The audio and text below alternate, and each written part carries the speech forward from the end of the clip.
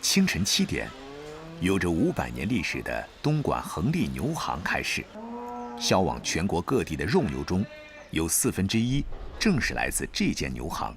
其中，逢3、6、9的传统虚日，交易最为繁忙。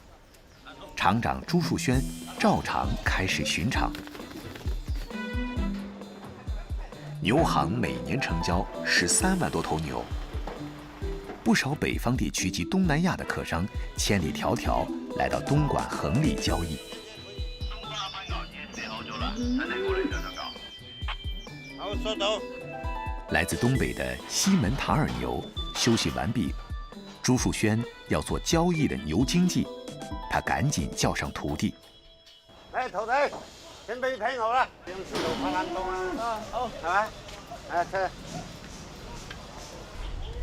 关系不好谈，就是10几块钱的牛，你要是20出头的情况下，我们就不用谈了。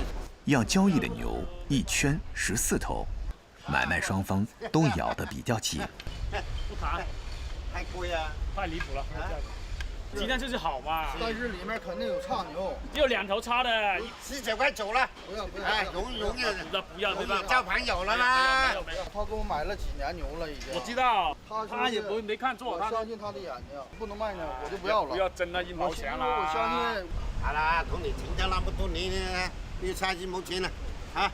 先啦，請咗啦，請咗啦，19塊。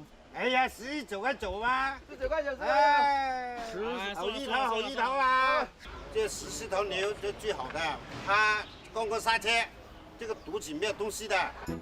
朱树轩所说的空腹很是关键。一头500公斤的大水牛，肚子里可以装上100公斤的水和食物，过秤也不准确。所以几百年来，牛的交易都是靠牛经济眼看手摸来评估牛的重量。但习惯上，牛贩和买家之间的还价往往吵嚷不断，似乎必须将价讲尽才能成交。小几百都不行的。不行，不要去写才价钱那么说。这种极富乡土气息的议价，朱树轩和同事们再熟悉不过了。但他们的年龄一大半过了70岁，教好徒弟是当务之急。一睇，用呢隻手摸。啊，牛嘅生長呢個出肉率非常重要。有頭牛咧就2、3萬蚊，有頭牛咧就幾千蚊。你睇差1斤肉咧就52噶啦。豐臣節準備到啦，要幫手啦。依家考你畫出嚟咩牙口俾師傅睇。哦，好。呢牙口啊，徒弟。哦，柴口呢個大概470，師傅你估幾重啊？我440幾斤，一人差少少。係啊，點解睇啫？嗱，其實厲害的牛經濟一眼看去便知這頭牛年紀多大，估重誤差也不超3公斤。傳統耕牛交易更是需要摸瘦試步、考車試犁，以測知牛的健康及勤勞度。如今只剩菜牛交易已經簡單很多。今天，朱樹軒受朋友委託去農戶家裏挑小黃牛。依家農村咧最好食呢啲牛啦，大約50到60個人都食唔晒呢頭烤全牛啊！如果話大牛嚟講，平時我哋食個樹花咧就喺呢個位置嘅。牛嚟講咧最貴呢塊。烤全牛的興起時間並不長，用的是100斤以下的小黃牛。這種吃草和甘蔗長大的牛，肉質細嫩，自帶鮮香。炭的高溫讓牛肋骨裡的油脂雀躍。作為人類最早的烹飪方式，火烤保持着食物本身的誘惑。在孜然入侵後，炭火燻烤的牛肉外部更酥脆焦香，乾而不硬，嚼起化渣。原是吃肉的豪邁，給聚會增添了氣氛。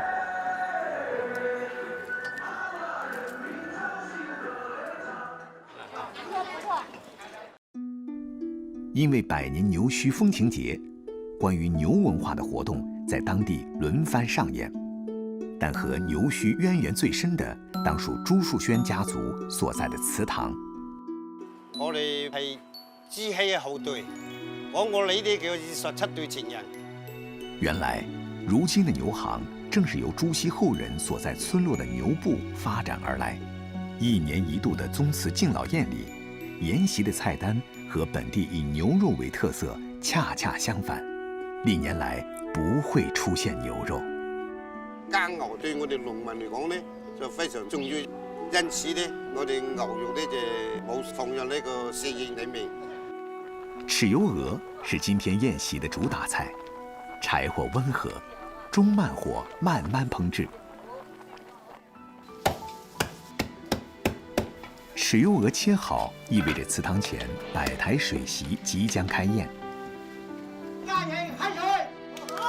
东莞横沥这座小镇，因为有延续100年的牛行，在牛墟的节庆里慎终追远，完成对根的守望。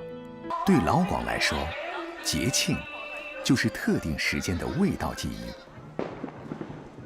在传统仪式的烘托下，朴实的地方特产热气腾腾迎面扑来。节庆也成为老广们致敬传统、期盼明天的动力源泉。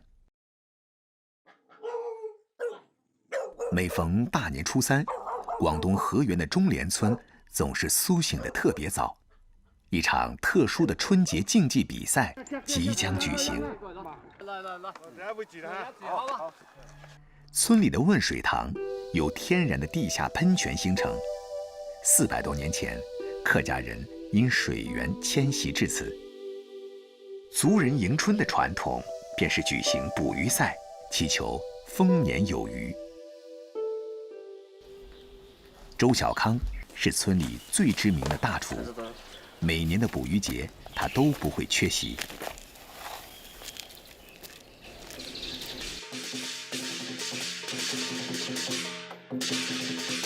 起到个早的人，你就6點鐘應該下到嚟了。那我們3點就過來不咯？起來不啦？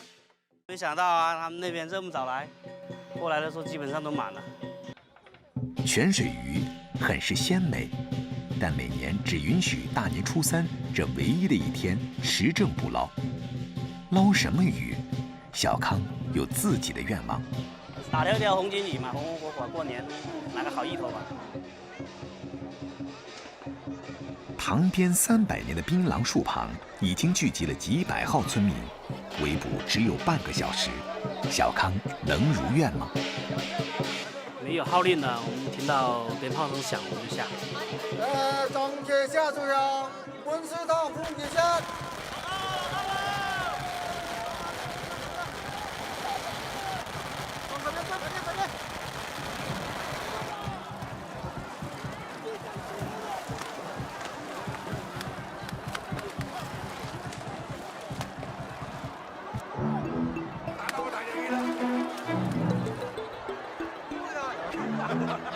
2019年的广东春节热得反常，下塘捕鱼的村民虽然不像往年一样冻得瑟瑟发抖，但30度的高温加大了捕鱼的难度。天气热的话麻烦，那鱼乱跳，然后人又多。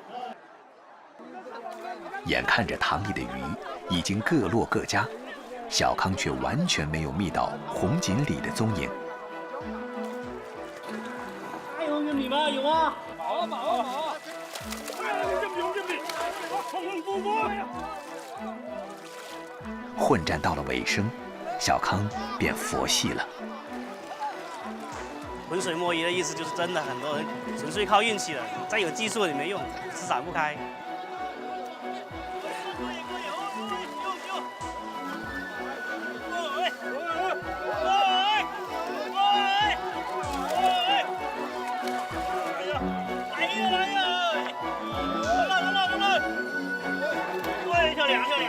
还有大鱼哦！哎呀！对哦，转行喽！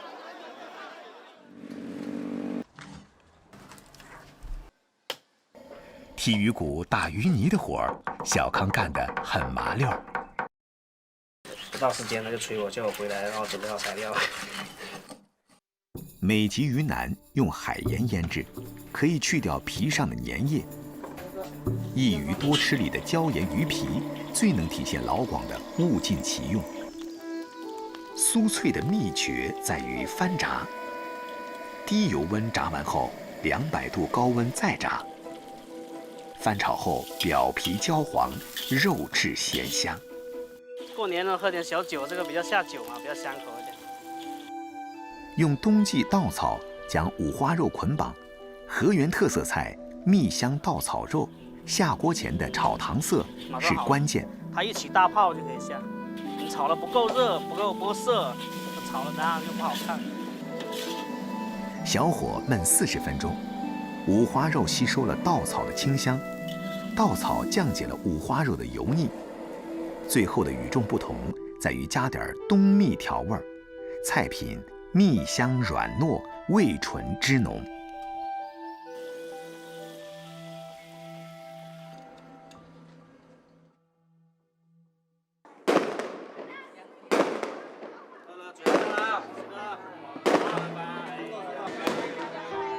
听着不间断的鞭炮声，看着在身边的一大家子享用自己烹制的家宴，劳作后的小康觉得这个年过得很满足。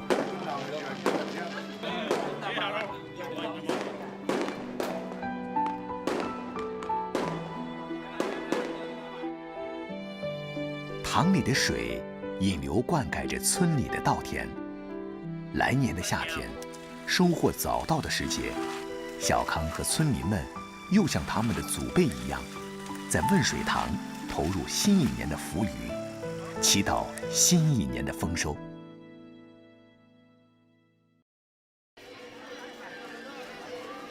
正月里的潮汕地区是全国年节的最大宝库。汕头潮阳的一处神场，一种延续几十年的奇特习俗即将上演。孩子们包的鸟饼将在夜晚被分抢。鸟饼旧时抢来有生男孩的意头，如今象征着接福。镇子里最会做鸟饼的师傅黄伟乾和侄子一忙完就往神场赶。抢到鸟饼是一个好的兆头，希望我们这个百年老字号一直做到鸟饼一直传承下去。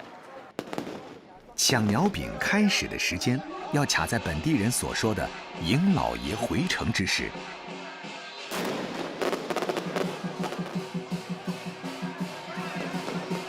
哇，老爷来，没有请来。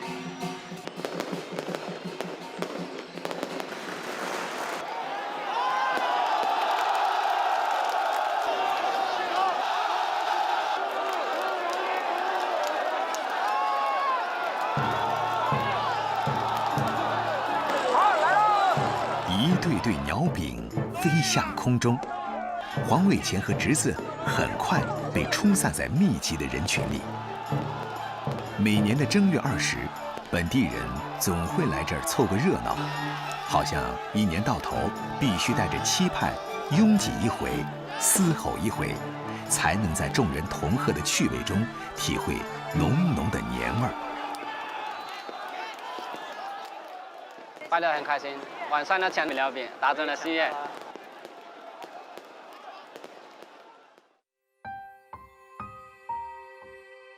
苏醒后的朝阳，清晨格外宁静，似乎昨夜什么也没有发生。在这个131年的老字号饼店，黄伟乾的哥哥照旧每天在7点半准时开门，而黄伟乾的父亲已经92岁的老爷子，也照旧一看到忙不过来就上手。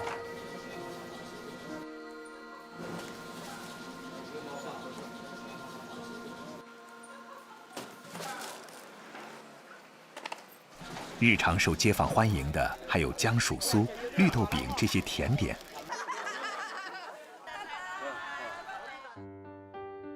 而姜薯酥只是长相形似潮汕人爱吃的姜薯，口味却和萨琪玛类似，但多了些韧劲儿。外地的就不是这么叫的，他们其他地方做的也不一样，就是马仔王啊什么的。吃起来味道就不一样。小店从不断货的绿豆饼、压颈酥，因为量大，伙计们做起来最为得心应手。现在工程的他们嫌这个累，不想做。还有这些学习这个饼食挺复杂，不是那么容易就学会的。家族小作坊没那么分秒必争，累了坐下来喝杯功夫茶，聊聊天是常事儿。这个一模就是光史13年，在虎巢开始开张这个环太饼家，到今年是131年的历史了。延续100年的饼店也需要节庆的照应。黄伟乾算是家族里的多面手，无论各种糕点还是传统糖塔的制作，都得到父亲的真传。几十对狮子，还有几十个糖塔。大佬弄得多咩噶做糖塔啊？好啊，好，好，弄来做过。潮汕人用7层糖塔拜神拜祖宗，制作糖塔的地方在黄伟乾生活了几十年的祖屋。一进门，蜀安门道的蜜蜂早已围绕在白糖塔的周围。同一锅糖摇起来的就不一样，就差一点火候也不好。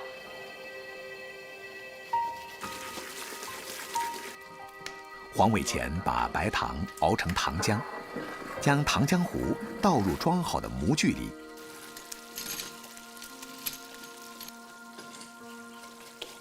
那个糖就流出来，等一下就油会破掉几个孔，再转一下就两边都转一下就不会。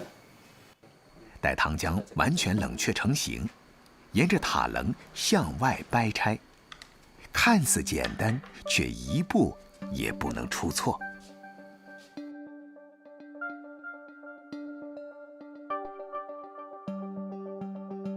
把长相一致的模具按序排列，黄伟乾有什么特殊的门道呢？这是我们做野记号，然后这个是按顺序排列起来的，一片一片的对整齐，就不要搞乱了，搞乱了做起来这个位置就不对了。我再去，我叫老妈去这拗一去路，7张啊，是到8-7斤差不多。刚刚接到的订单，正是要用花生糖堆就13层的工艺糖塔。花生糖先分层制作，切割备好。摸呢，摸水呢，我录过我录。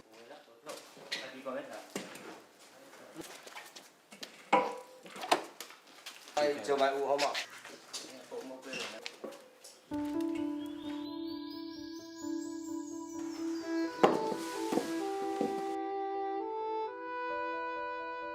制作还不到一半，糖塔的一个部件突然碰碎了，但所有材料都没有备份。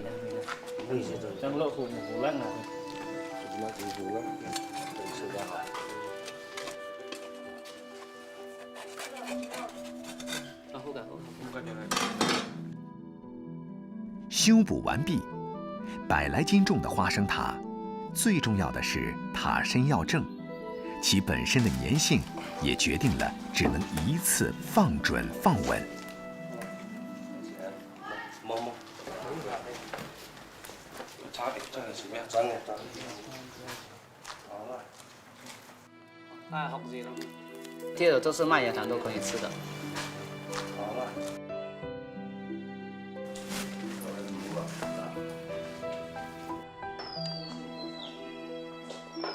哇，胖胖啊！结果再加萝卜丸，能加材料，萝卜劲了加萝卜丸，能。紧张的忙碌终于告一段落。正因为黄伟乾对祖传老店的呵护，街坊记忆中的甜食才不曾消逝。因为变化中的坚守，一家人因一家店枝繁叶茂，生生不息。就是要保持这个主业，这质量是最重要的。被春色装饰的花红柳绿的3月，总是有特别多和农事相关的新造旅游节庆活动。今年桃花节的马拉松赛将人群带入了九峰的桃林腹地，这让本地经营客栈的陈丰达心里安稳了点儿。达哥是宁波人，在深圳做了32年厨师，半年前决定回到老婆的家乡，投入了毕生积蓄改造老屋做生意。扎好啲房間啦喎。做了几十年厨师，每天面对的是油烟，自己演绎的。这里的空气好，我们宁波的经济也很好，然后我自己感觉是成了广东人了。今晚1、2、3、4、5、6、7位喎，好。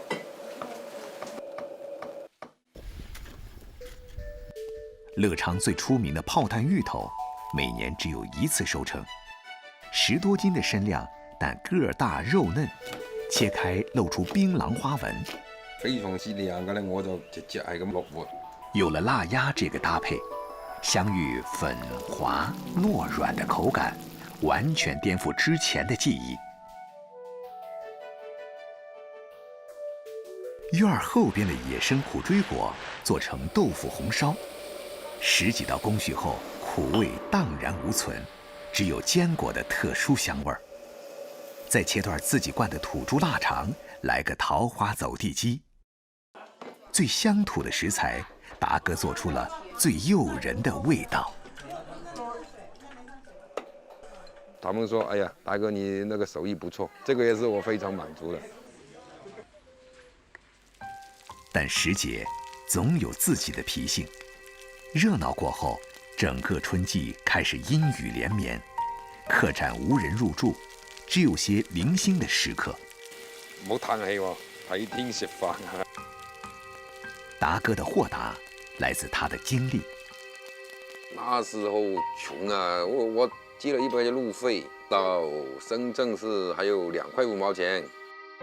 初到深圳的达哥，为了吃饱饭，找了一份餐厅的学徒工来做。他每天凌晨2点多起床做工，起早摸黑6年整，终得回报。95年，人家才多少钱1个月？我已经有110万现金在银行。达哥飘飘然了。赌了1个星期，输了100多万之后，我去深圳从头再来过嘛。老家打电话来说我爸爸走了，我父亲没接到我孙子，我最大的遗憾。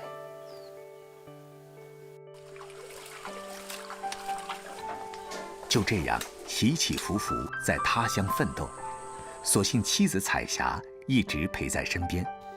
现在夫妻俩齐心协力在桃林边寻找商机。为延长旅游季，九峰果农们种植了10几种桃李，花期果期各不相同，但绵长的雨天打乱了节奏。这几天达哥总碰到因卖桃而发愁的乡邻，他不禁动了念头：卖桃子啦，卖不出去啦。你看要多少箱来卖啊，大哥？第一次在朋友圈做销售，达哥有些心里没底，因为桃子的保鲜期实在太短，他凌晨5点就叫上妻子去林子里帮忙。我仲有100斤快遞噶喎。哇！呢串大啊，呢串啊，即刻快啲過嚟執呢邊啦。哦，嚟啦。4隻波頭嗰啲冇要啊，唔得。哦。雨水太多了，尽量把它消。水果这个东西等不得。刚出桃林，达哥就忙不迭地去打包发货。哎呀，好重啊！慢慢嚟喎。这里收购是多少？网上快递又是多少钱1箱？今朝買啲桃點啊？今朝3蚊1斤喎。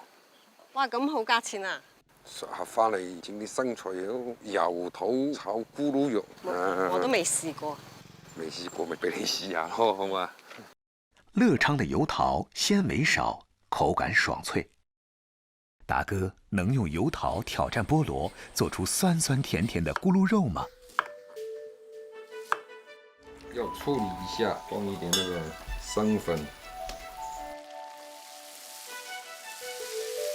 是谁规定咕噜肉一定要配菠萝啊？要配水果只是解去肉的油腻。油桃咕噜肉的成功给了达哥信心，他准备再试试搭配基围虾，但过多的汁液让味道有些寡淡。加点那个鸡蛋，让它锁住那个水分也是。用蛋液包裹后的桃肉表现更佳。反复试验之后，蜜桃基围虾的混合，清甜爽口，别有一番风味。比起啊随风所女我味道好好多了。创新总是伴随着风险。哎呀，达哥走传统路线，将桃林走地鸡加上泡发后的本地桃胶，只需在蒸柜待上20分钟，一包养颜汤便胶质十足，喝上一口，怦然心动。回到家乡，和家人一起造一座小院，熟悉的村景让达哥的世界柔和了下来。好味。达哥觉得，在家人身边，感受乡邻的善意，哪怕清苦一点，也是人生的小确幸。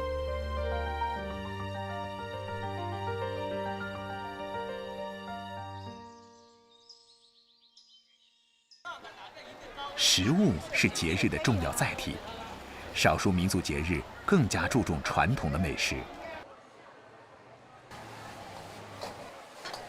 广西毛南族小伙秦聪维在县城菜市场有个食档。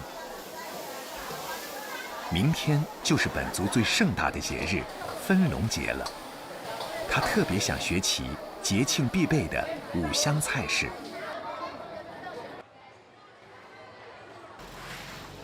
五香中的五色香糯米饭会在今晚开蒸。为了学到手艺，小秦早早的就领了采集染料的活计。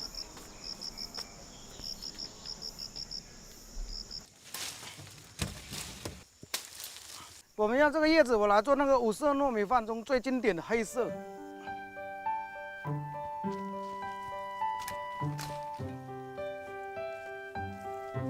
毛南山乡，天色暗得很快。今晚村村寨寨都会在节日前夕蒸上五色糯米饭，预祝五谷丰登。和红兰草、紫番藤、黄花等植物的本色截然不同，枫叶的黑色转化将在净色丸和糯米合蒸之后。这其中最难掌握的就是把米蒸透。老师傅也告诉我，打洞的话要打2次，第一次的话，像那米有一点膨胀感了以后，再打第2次。我们做完的话，起码要到12点去。柴火燃烧了40分钟后，小秦估摸着应该熟了。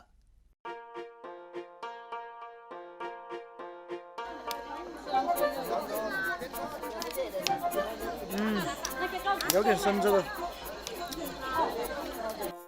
开锅不熟，整锅饭没有了反攻的余地，小秦很是沮丧。刚才我去打第1次了，然后没有人打第2次了。这个又以为我看了，然后那个又说，哎，他看了我就不用看了，就是这样了。那节奏有点乱了。哥哥，刚加入我。现在我们要把熟的跟生的分出来。去聊天了。今晚的忙碌会持续到深夜，直到米饭每一粒都充斥着植物的清香，以迎接分龙节的到来。分龙节上，几乎村村都带了糯米饭，上等糯米配上刚采摘的植物，在米粒饱满后，开始发出特别的香味儿。看着乡亲们抢着吃昨晚做的糯米饭，小秦很是开心。可看到邻桌的香猪，他又犯愁了。哇，这个香猪太亮了，我一直想学这个香猪。我的师傅他有技术，但是他又不愿意教。酒过3巡，终于等到好消息。哦，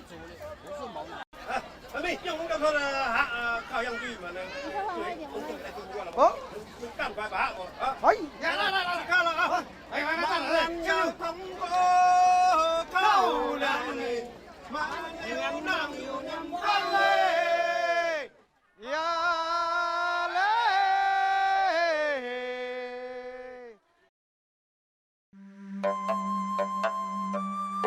本土最出名的明伦香猪，通体乌黑，历朝历代都是贡品。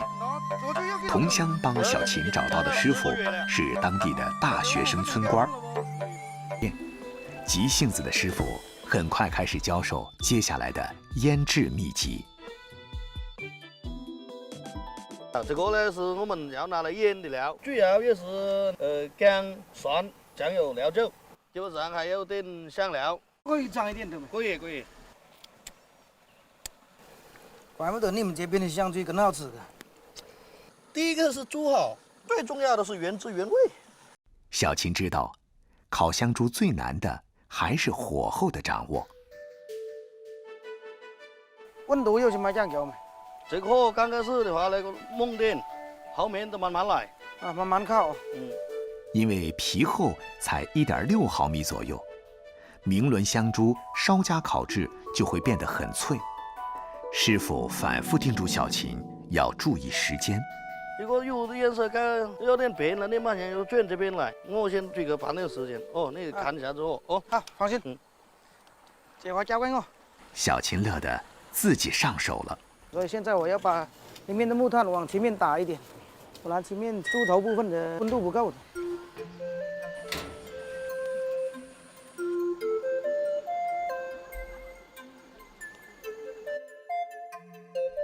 2个钟头之后，师傅回来验收了。这个80多分吧，这个皮那个颜色，有一点坚决。尽管烤香猪的功夫还没学透，但小秦很是兴奋。今天这个师傅他是没有长技术的，这次找这个师傅是找对了。想开个那个五香餐馆啦，比较有民族文化特色的餐馆。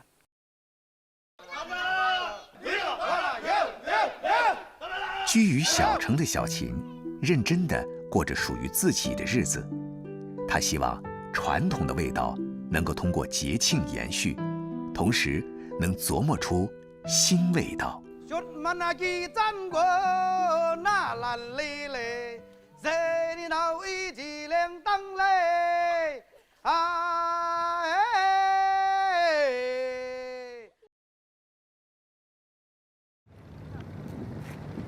今天沉浸了108天的阳江海陵岛码头热闹非凡，渔民兄弟早早地忙碌着，准备出海。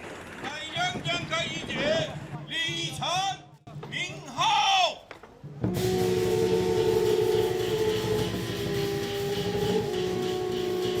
港口里3200多艘船竞发离港。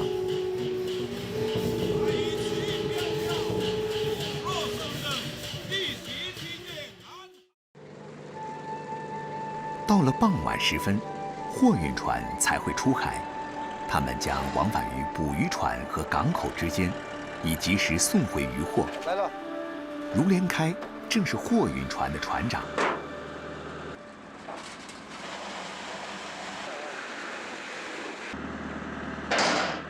OK 啦，佢前有嘢咪車咯，佢開前我哋就開前噶咯，邊度有靚嘢咪上去邊度收翻嚟咯，佢生意競爭好大嘅。卢连开接货的地点一般都在100海里之外。开船30多年，他在货运船上度过了无数个这样的夜晚。经过12小时不间断的航程，天亮后，卢连开终于到达目标船只附近。这些大型捕鱼船的首次更海征程，少则1个月，多则大半年。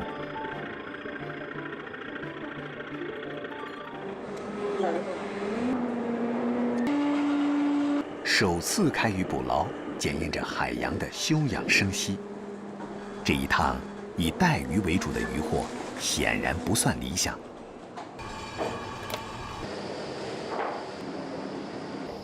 唔係好多魚，都係比往年少。卢连开只能等待。好在他每次出海都有一个习惯，留出一批金线刀里用来做开工时必不可少的那味美食。刀你好靚啊，佢留翻做一夜情啊！嗰啲一夜情嗰啲你食就中意食咯，好食咯。係人工嘅人識做啊，未嗰啲人都唔知點做噶啦。将刚捞的鲜鱼急腌的做法，長啲噶，嗰啲有幾條線噶。嗰啲魚啊，最好係半斤到1斤，嗰啲一夜情係最好食啊！要先放鹽嚟到魚，嗰啲梗埋魚你要4公分左右噶，估計啊要7、8個鐘啦。粗盐覆盖的金线鱼在盐分和时间里酝酿转化。傍晚时分，如连开清晨做的一夜城咸鱼大功告成。此时的金线鱼半干半湿，这种只用海盐的独特腌法，既有普通咸鱼的咸香味儿，又保留了鱼本身的鲜味儿。我今晚煮2條褲啦嚇，即係試試。喺度啊，喺度點跳？喺度跳嘅。好，得得。如连开的妻子其实一直都晕船，但为了陪着丈夫，这么多年都在船上做晚餐，好让兄弟们有劲头一起连夜收获。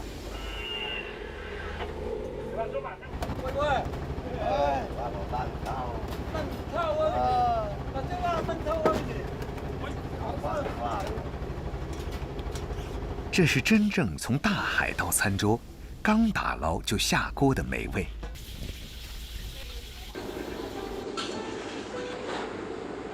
讨海的渔民平日里不舍得吃，今天第1天开工，难得来顿大餐。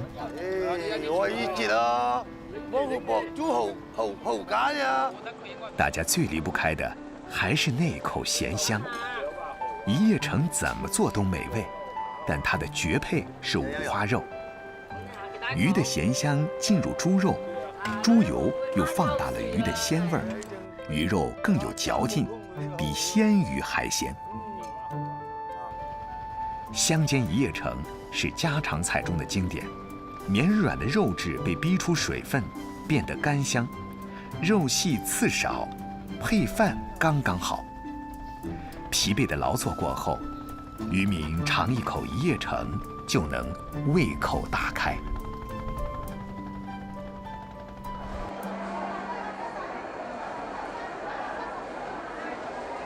接货船凌晨进港，在开渔3天后，终于迎来第一个交易高峰。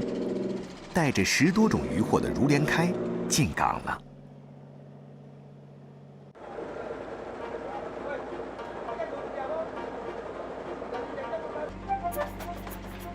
渔民们借用各种工具节省腰力，加快卸货速度。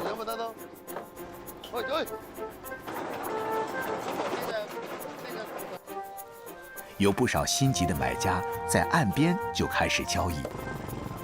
开渔3天后，哪条船能带着最丰富的渔货回到港口，便可获得开渔节头渔的称号。如连开能延续去年头渔的幸运吗？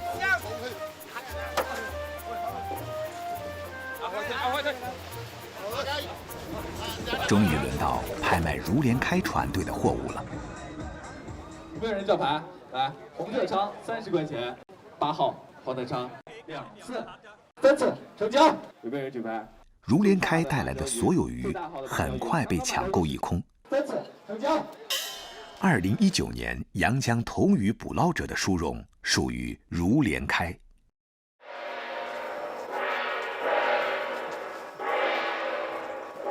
开渔节是渔民们最重要的节日，怎么庆祝都不为过。夜幕降临，海边的长街摆上500桌渔家大宴，渔民朋友和外来游客欢聚一堂，庆祝属于渔家的丰顺喜悦。